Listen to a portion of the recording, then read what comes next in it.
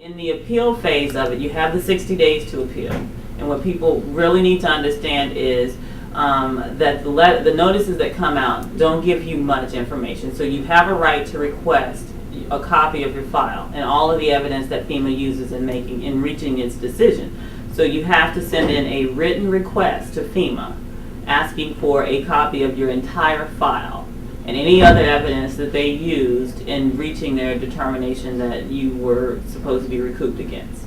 Send that to them. You can fax it in, and when you get a copy of the file, obviously read through it to make sure all of the information in there is correct. See what they used to come to that conclusion, and then draft your appeal based on that and specifically address what the evidence is that they use to come up with that determination. What we're finding is that many people who draft them on their own, the emotions are there. They're angry that you've sent me this letter. They're really angry, and understandable. But if you're not addressing the fact that they have this one note, in the file that has caused them to come to this conclusion, then FEMA's ruling in this administrative process is final. There is nothing beyond that. So they just basically, they will read it and confirm what they issued the first time, and then you're facing the notice of, you're facing having to pay the money back.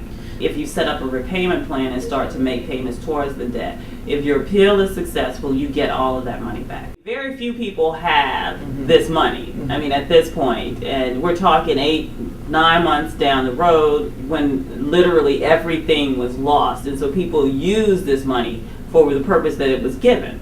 So very few people have the money, and if you are in a position where you can pay the money either in full or as a part of a payment plan, then yes, go ahead and make those arrangements, and just to avoid the additional penalties that would kick in against you. But remember, the only way you can avoid that initial 4% interest, administrative fees, and other costs is if you pay it all within 30 days.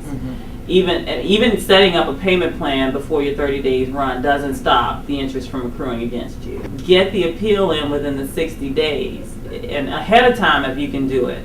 And that 90th day, if you haven't gotten a decision on the appeal, go ahead, enter into that repayment plan and start making a payment towards that, so you avoid the 6% penalty. Got it. There is if no payment is made within 90 days or no payment plan is set up within 90 days, and nothing is done, no activity for 120 days, then that debt is turned over to the Department of Treasury. And there are administrative offsets, which means that anybody who is a recipient of federal dollars, like your federal tax refunds, maybe Social Security benefits, can have money taken off those benefits to cover this debt. And it also can be reported to the credit bureau. So it's very important for people who get the letters to understand that you have to address it. You cannot sit on it. It's not going to go away. You need to address it if it's no more than setting up the payment plan.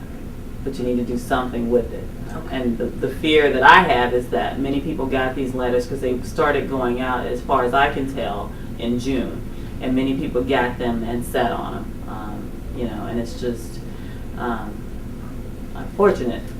The other thing is that the request for files, it takes FEMA at least 4 weeks to get those requests processed. So that means that's why it's important as soon as you get the letter to make that request, so that the time begins to run from the date of the letter. It's not when you got it. It's what's the date of the letter, and so it's important to do those things so that when it is received, you're ready to run with it. And not wait until the last second, the 11th hour. But if you do get to a point where you're at the 11th hour, you haven't gotten any evidence, you haven't gotten any sort of information, and you need to file an appeal, there's a sample appeal online, or you can contact our office and we can help you do that, as long as you qualify for services. And if you don't, then we can point you in the direction of where you can go to get those forms.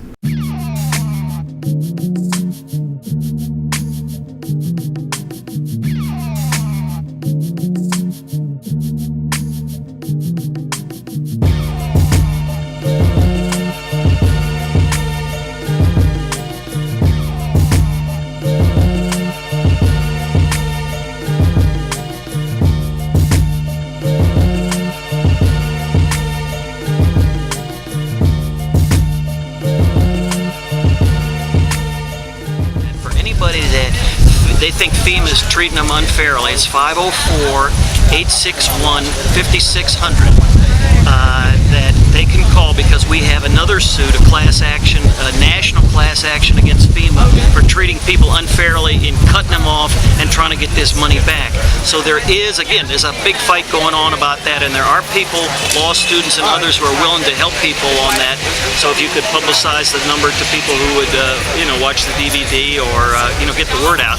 There is some help for people. There's a lot of very unfair and unjust things going on that FEMA stuff, and we will, there are people who want to work on that with them.